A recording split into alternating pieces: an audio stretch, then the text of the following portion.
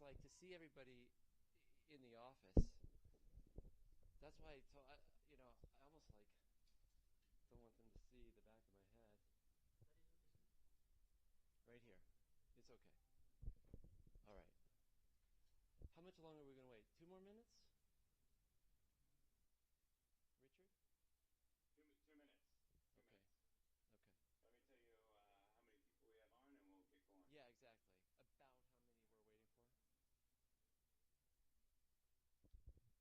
waiting for? Yeah, we have 81 right now. So, oh wow, what should I say? We have about probably about 160, right? Yeah. Yeah. There's a bunch of people all in there at once. We're ready to go. All right. Turn off your phones. Don't double task. Nobody double task. Richard, don't double task. Jessica Gordon. So I ask everyone not to double task when we're doing these meetings. Jessica, the reason I know you double task is because sometimes I'm getting invites as I'm trying to talk from you. Are you on, Jessica? I know they're important. What I wanted to do is just, I put together a presentation. I put it together on Sunday night. And then after being here, so for everybody who's not here, we opened the office Monday, right? And it's been such a joy. It's hard to describe what it's like to be with people again. So I had a presentation about what we're doing, lean, why it's important, and I'm going to talk about that. But after being here, it just felt like that's not the point. Presentations. It really, to me, it is people. And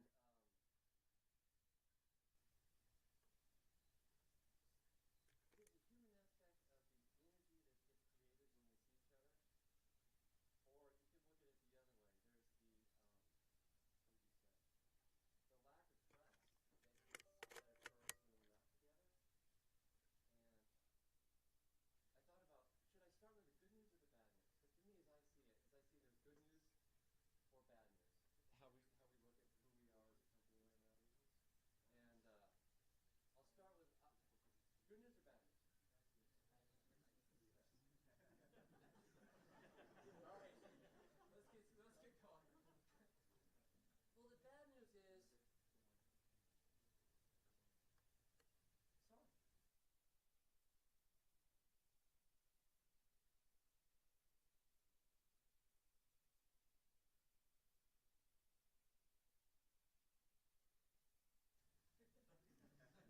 or bad news?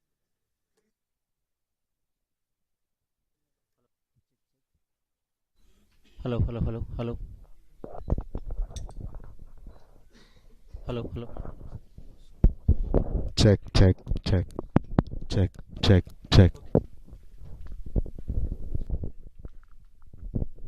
Yeah. Okay. The bad news is we've got technical debt, we've got commercial debt, meaning people have been believing that we would give them something that they're not receiving. We have dysfunctions here, we're broken there. We have problem after problem after problem. That to me is the bad news. The good news is I'm just struck by the toughness and commitment that people want to be here. I just, like, people are saying, well, this is bad, but the commitment seems to persist. Now, I'm sure there are going to be some people who don't want to be here, and as we continue to do the things that we're doing, others will want to leave, and that will be okay. But there is such a big group here that so obviously wants to be here, and what you have worked for, and some of you have been here for many, many years, and what you've created is such a big deal, and it's so obvious. It's so obvious that there's like heart and soul into what you have created. And so we're going down this lean path. Why lean? I fell in love with lean about a year ago as I started to learn more and more. And I'll tell you how I got there. I've had ideas in my mind about what a company should look like for, let's say, I don't know, 20 years, I started thinking about, well, why can't a company be like this? Why can't it be this way? Why can't a company be somewhere where we go and grow? That's what I started thinking about. Could we be that kind of company, right? Could we be a company where we go to grow? And solving problems back there. So I thought about this, and it's just people who know me, who've worked with me for a while, said, hey, read this book, Talent Code, right? Or read this book, Mindset, or read this book, Challenger Sale. Why? Because these are books that help us become, I think, more expressive of who we are as humans, right? I've come from the commercial side, and most people here, not all of you, are more on the technical side. But I think we're still humans, and so what we want to do when we come to work is earn a paycheck, yeah, but then I think we also want to, remember I told you to turn your phones off, damn it? It's my phone. So we want to earn a paycheck, but we also want to go someplace where we engage, and we engage with each other and engage with ourselves, because we have something to give, and we want to give that, right? We want to be who we are. That's what we do when we're kids, when we're on the playground. If you have kids, I have 2 kids, but if you have kids, you see when they're growing, they're like walking around, they fall down, they hit their heads, and what do? They get back up, right? Because that's our natural instinct, I believe. I believe it is. I like to watch those nature shows, and you see the animals, like the mammals when they're born, right? A mammal is born, and then this little baby, whatever it is, giraffe, she's struggling to get up. Like, that's her nature.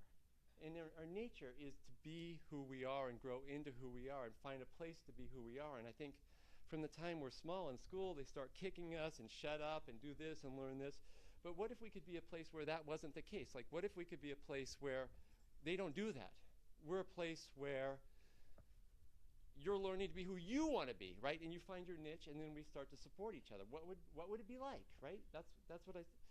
So there's some things out there, like this book, Mindset. Some of you have read it, and I hope if you haven't read it, I hope you'll read it. I hope you'll read Mindset. Because when you read it, what you'll see is it's not just an opinion, right? We're not dealing with opinions anymore. What we're dealing with is scientific proof that based on what you believe about your ability to grow depends on your willingness to take chances, and it depends, your willingness to take chances depends on your belief in your ability to grow, right? So if you believe that you have a fixed mindset, you think, I'm this smart, I'm always going to be this smart. Dangerous, very, very dangerous. Why?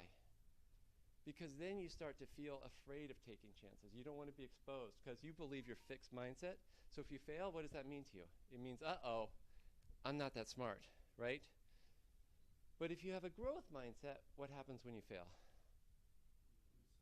You stand back up, okay? You stand up and you grow.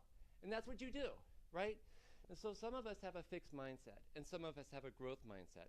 And you can read about this, and you should read about this, especially if you have kids. But even if you don't, you should read about it for yourself and for your peers at work, if you manage a team. Because you can cultivate a growth mindset. You can cultivate it. You're not born with a fixed mindset. Somewhere along the line, someone told you you're smart. And you thought, oh, I'm smart, right? They forgot to tell you, oh, you worked hard to learn that thing. But you didn't come knowing however many languages you know, right? We Americans don't know a lot of languages. But you know a lot of language. You didn't just know them, like you learned them, right?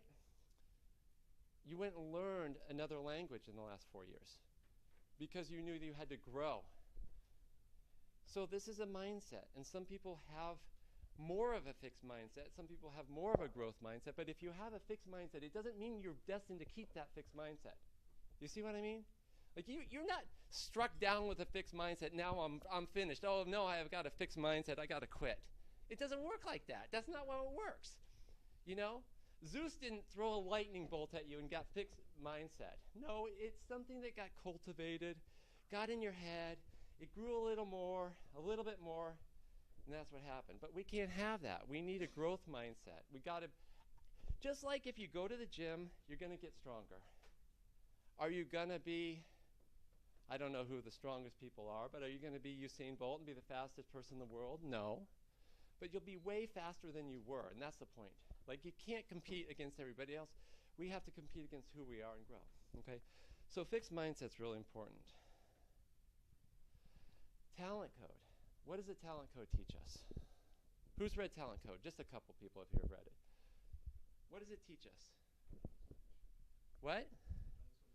How? Deep practice. Focus, deep practice. And when we do this, we get better, and we've seen it. So I can see Jacob on the treadmill there.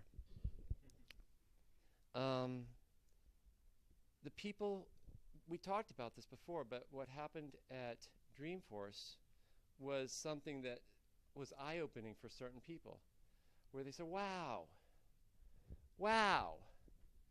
now I see what deep practice can do. Wow, I didn't know we could do that, right? What if everybody was doing that every day? We can't hear you. Someone. This is not. There it is. No, that's it. Is it back? Perfect. Is it back? Yeah, it's back. So Okay. just go back to what did we learn from the talent code?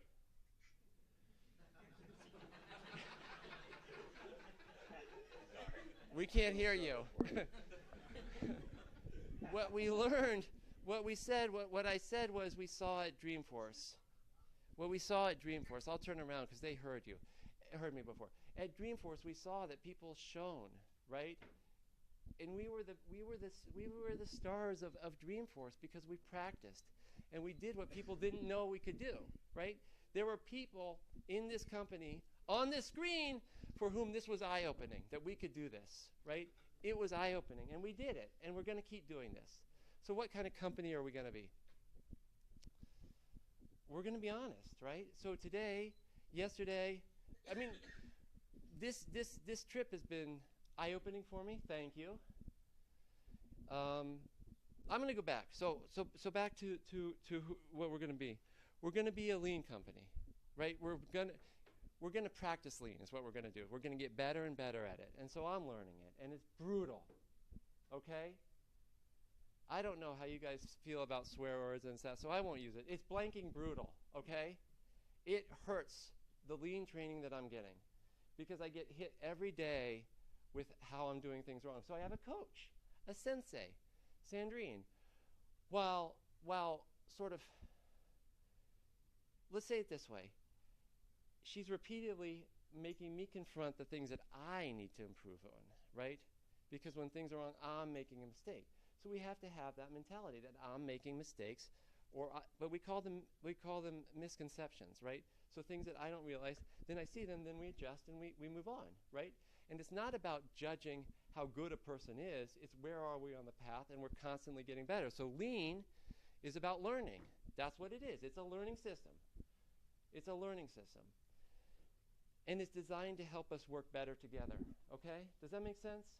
Like, if we're all learning the same system, then we have a language we can speak together. Could you please say really quickly, I don't know if you'll hear it, but maybe if you talk loud enough, what you did when you wanted to learn a new language here?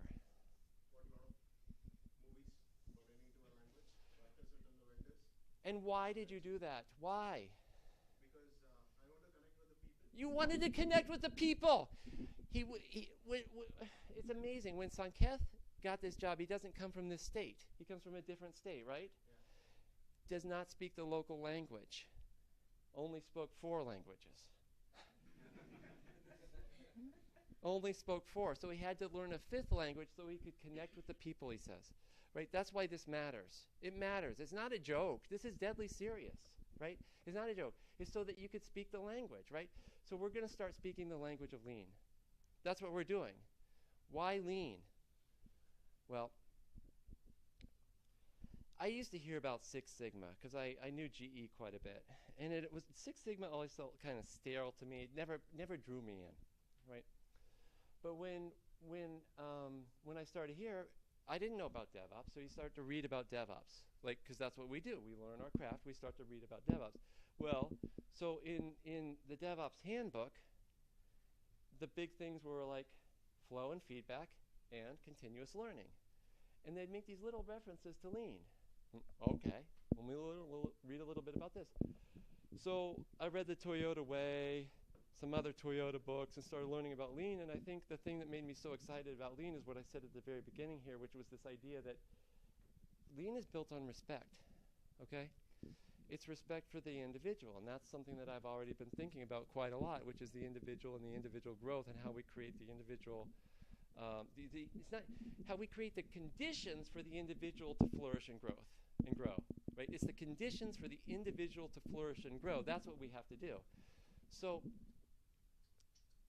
it made sense. It's like, holy, wow, these things start to come together. Like you've probably heard it, these things cohere.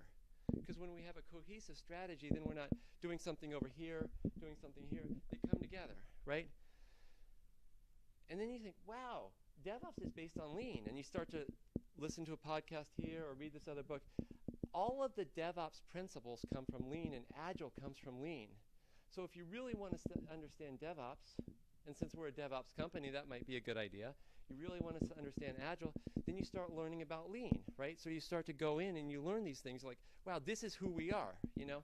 Well, not only is it what we're selling, so we should understand what we're selling and we should embody what we're selling just for commercial reasons, but also it's a better way to be. And then you understand and you read and you see, wow, look at what Toyota did. And read about it in the Toyota Way or wherever else you want, or listen to me now, right? But you think about what Toyota did, and Toyota became the most profitable car company by far the most profitable car company over the last, 2 decades.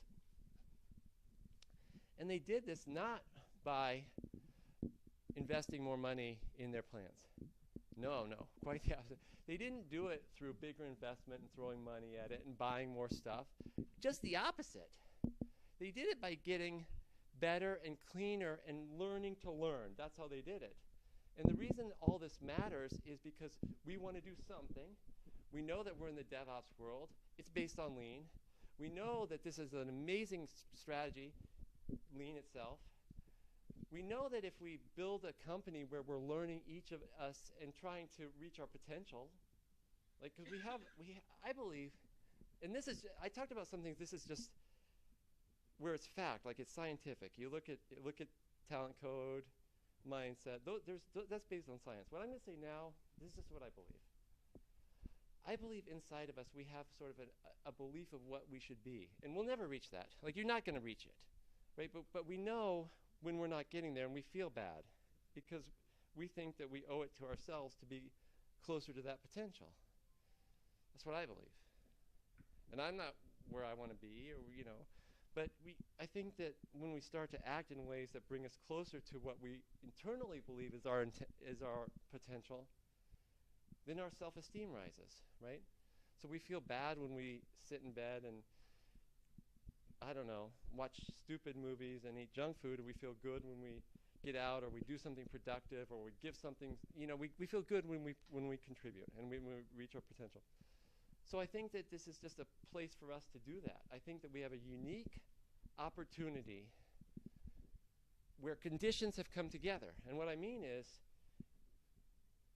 we get more than just doing lean when we do lean, because we do it for ourselves and we do it for our customers, right? And we do it for the company, and we can do it for our own individual selves. And we're not doing it right yet. And like I said, my sensei makes it clear to me that I'm learning. So what I'm going to be doing is visiting more and meeting with people and understanding what you're doing way more. So the Gemba walks, right? That's the Gemba walks, whatever. Go to the Gemba. We'll do that. And we'll do that a lot more. And we're going to continue to make sure that everybody else is doing this. So your manager's job is to help create the conditions for you to learn and grow and for you to be heard. And in return, everybody has to give. So if you were in the paper chicken factory game yesterday, some of you have no idea what the paper chicken factory game is, but you will learn and you will do it too. If you were in that game yesterday, it's a deadly serious thing we're doing. It's not like a throwaway thing. We're not going to do any throwaway things. That's a waste of time, right? It's how. So you need to think in your job, what is my chicken? What am I building? And what are the things that would make my work go into the blue bin or the red bin? Right? If you don't know what the blue bin and the red bin is, the blue bin is a defective product. The blue bin is good products. The red bin are defective products. We need standards so we don't just create stuff, send it out in the world without even knowing that it's defective. That's why we have standards, right? And then we feel good, right? And we need to clarify that for ourselves and then share it with each other so we're passing a baton along, right? Baton goes from me to you, right? And then it comes out and it goes to our customers, and then we want them to have the perfect experience. Think about that. How about the perfect experience? How about we aspire to the perfect experience for the customer? Not, I did my job, you go do yours. Because we have a lot of that. We really do. We have a lot of, I did my job, now you go do yours. Instead of, what's the customer going to get here, right?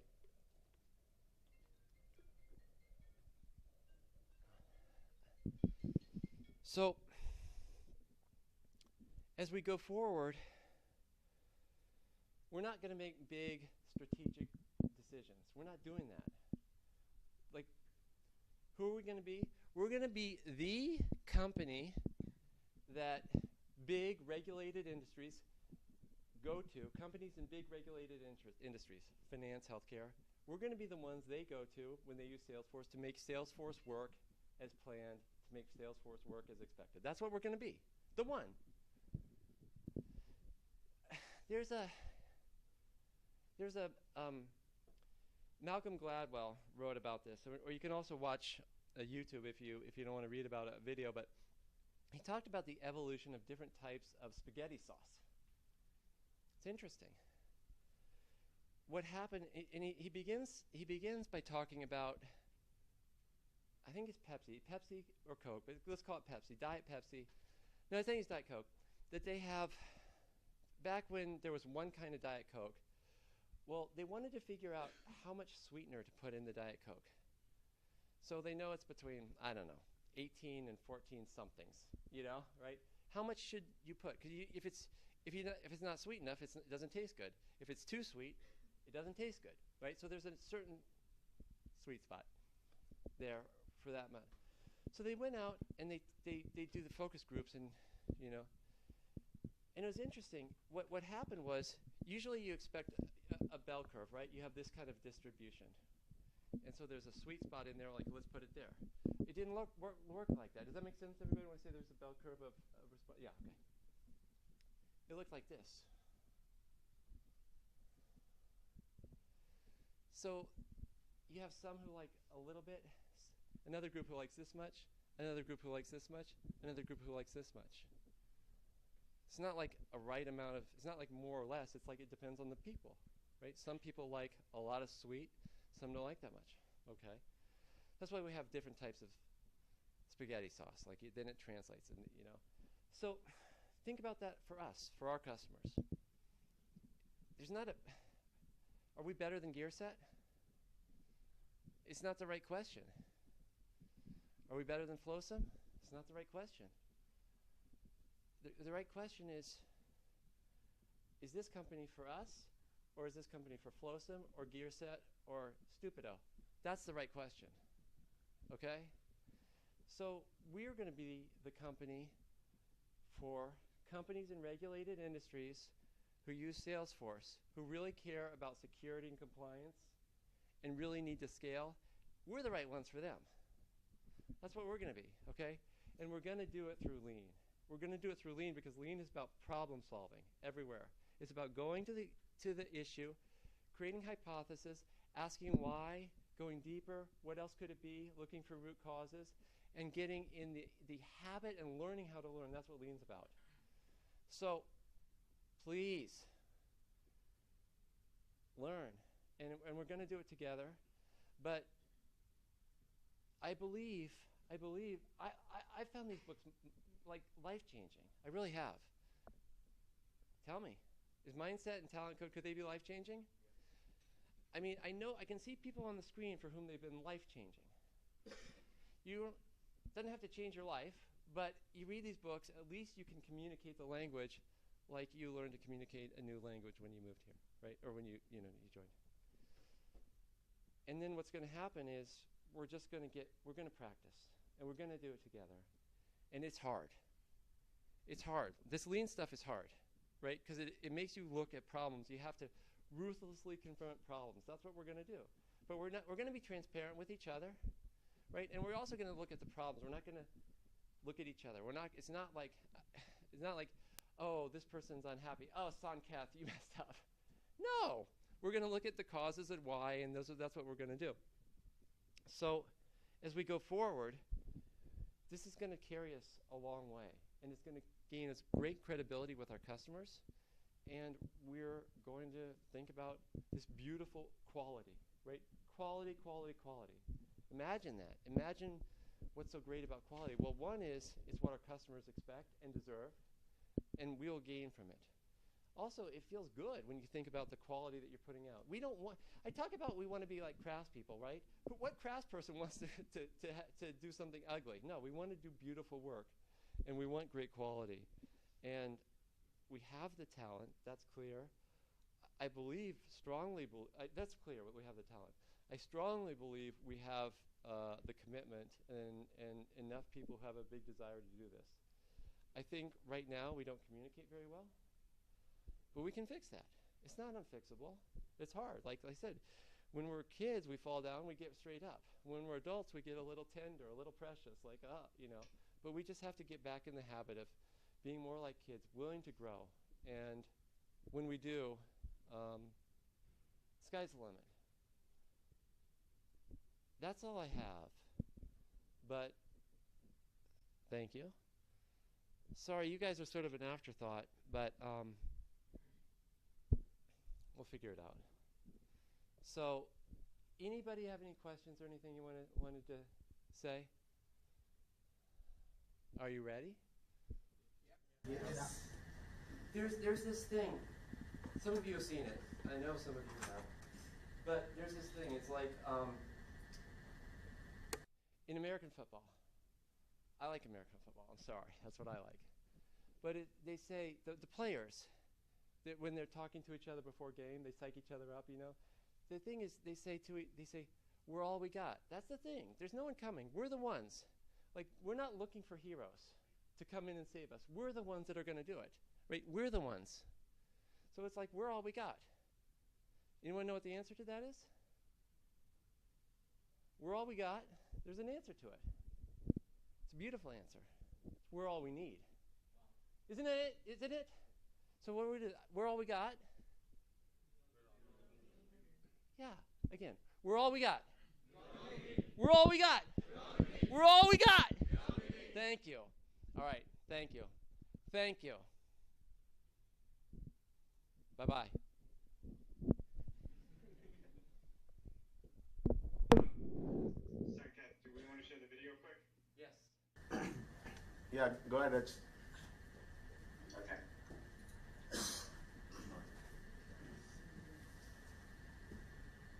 Do you want to talk about this a little bit? After this. Okay. Okay, so we're going to hit play, and the sound should come out. So here we go.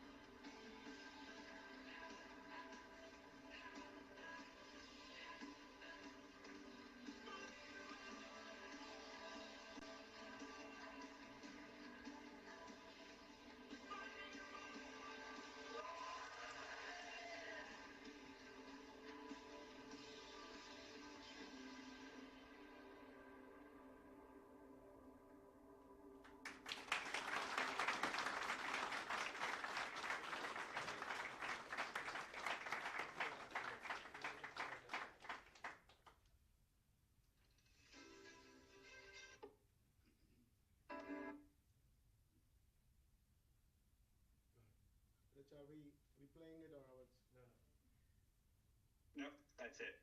Is that all right? Okay. As we rightly mentioned, it's a new start for a new journey and a new beginning for all of us. Uh, we really missed you all on that day, and hope one or the other day we want to see you all here in person with all of the team here. Um, First of all, when we planned for this, suddenly we thought about diversity, inclusive, and belongingness, and all of you proved it right because you came with a lot of colorfulness, and that's what the video is all about. It's more colorful. Do you agree or not? It's inclusive, it's diversity, it's belongingness because you took it as on your own, participated right from the morning, stayed till the evening, made it so colorful and a grand success for all of us. And I really thank each one of you for doing that. I already shared my gratitude towards Srinivas, Bharat, Bhikshu, and Soumya on the other day. And nevertheless, you are the star performers who acted on this movie. Which has come out really nice for all of us. And not to forget Rich, Noha, you are the people who really went through from the day one, helped us out, and approved on the budgets to get into this flow. So I don't want to forget And you all on the this. work. No, Sanket, you were persistent. I don't know how many different people we spoke to, spaces we evaluated. We really tried to find the right space, and I commend Sanket for following through on everything and chasing down everything. Uh, it would be selfish. It's amazing what you've done. No, Rach, it would be selfish on me if I don't need take the names of Seishu, Vijay, Ramesh Kudupu, and quite a lot of people who visited all the places where we went and started doing the search. And we got quite a lot of suggestions from all the people when we were doing right from the car parking to the look and feel of the building. So thanks once again for it. Not the least, I really want to tell once before we conclude this. Cutting short 2 hours long movie in the span of like 3 minutes was really challenging thing. We tried to cover each one of you who attended that program, but if we missed out any of you here and there, I think the last frame we got everyone covered, but but if we missed some of you here and there, it's mainly because Soumya really put a lot of night and hours in coming out, reducing from 2 hours to just 3 minutes. It's not an easy job. Yeah, even. So going by each video frame by frame, picking up and passing it on to the video editors, coordinating with them, and getting this fine clarity, because we took it as a challenge that we are going to show that video on this all hands, not just for all of us, but for a whole autorabit across. And we made it happen. It's all because of your support, and thank you very much for that. And sorry guys, I think you will be starting your work, but we are going to party in Resign Sky Bar. So we'll have a Bollywood night dance party. You're all invited. If people want to, if people are okay, we can put you on the teams and show you how we are enjoying, but not to be more jealous than that. Thank you very much for everyone, and thanks once again for all the support. The party begins now, and it continues for a year long. Thank you.